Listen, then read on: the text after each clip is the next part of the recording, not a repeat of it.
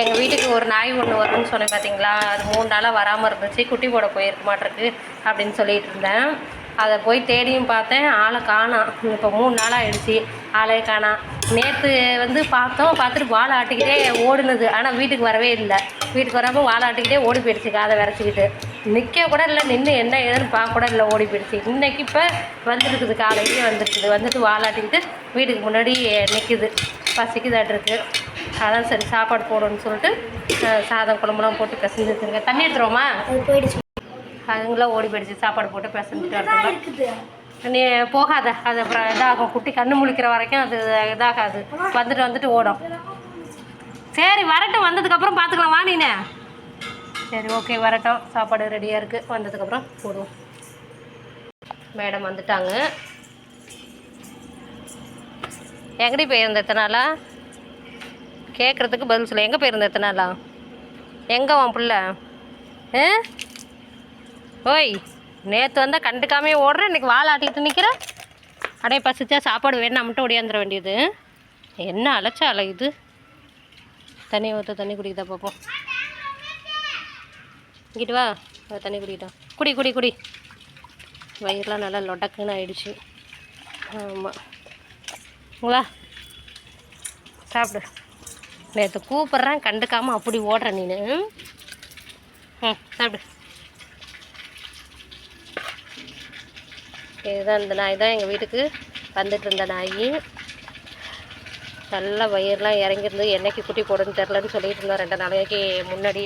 சனிக்கிழமை வந்து நைட்டு சாப்பிட்டு சப்பாத்தி போட்டு சாப்பிட்டு, ஞாயிற்றுக்கிழமை காலையில் இட்லி சுட்டு வச்சுட்டு கொண்டு வந்து பார்த்தாக்கா ஆளை காணோம். நானும் இது போகிற இடப்பெல்லாம் தேடி பார்த்தேன், ஆளே வரவே இல்லை வீட்டு பக்கம். நேற்று வந்துட்டு வாழாட்டிட்டு அப்படியே ஓடி போச்சு.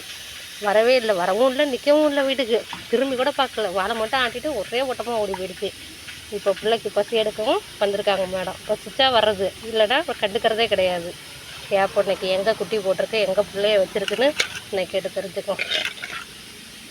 பசி 2 நாளாக சாப்பிடாம இருந்திருக்கோம். வந்து தண்ணி 2 நக்கு நக்கிட்டு சாப்பிட்றாங்க மேடம். சாப்பிட்டு பாருங்க எப்படி வயிறுலாம் லொடக்குன்னு கிடக்குதுன்னு. இன்னும் கொஞ்சம் வேணுமாடி? பிள்ளைக்கு அப்புறம் பால் கொடுக்கணும்ல. சாப்பிடாம இருந்தால் எப்படி பால் கொடுக்க முடியும்? சாப்பிட்டோம். பசி நல்லா கவன்னு எடுக்கும். சாப்பிட்டோம். இன்னைக்கு கண்டுபிடிக்கணும் எங்கே வச்சுருக்கு குழந்தைன்னு. ஆனால் காட்டாது, அது கண்ணு முழிக்கிற வரைக்கும் காட்டாது. அப்படியே போய்கிட்டு வந்துக்கிட்டு தான் இருக்கும். சாப்பிடு, ஃபுல்லாக சாப்பிடு.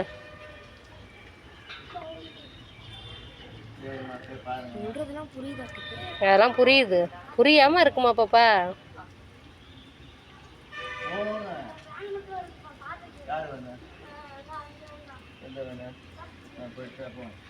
போதுமா சாப்பாடு? தண்ணியை குடி, தண்ணி குடி, தண்ணி குடி, தண்ணி குடின்னு சொன்னேன்.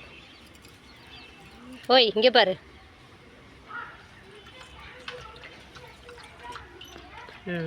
சாப்பிட்டுட்டாங்க மேடம், தண்ணி குடிச்சிட்ருக்காங்க. தண்ணி தாகம், பசி, வயிறை பாருங்கள், வயிறே இல்லை. போயிட்டா, நிற்க மாட்டேன்.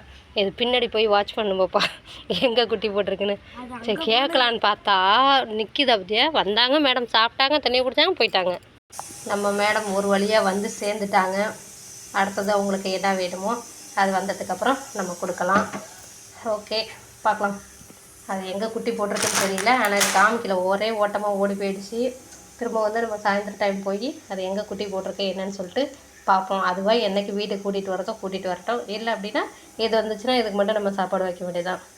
ஓகே, உங்களுக்கு இந்த வீடியோ பிடிச்சிருந்ததுன்னா ஒரு லைக் பண்ணுங்கள், ஷேர் பண்ணுங்கள். தேங்க்யூ ஃபார் வாட்சிங். மீண்டும் நாளைக்கு ஒரு வீடியோவில் சந்திக்கிறேன். Okay bye.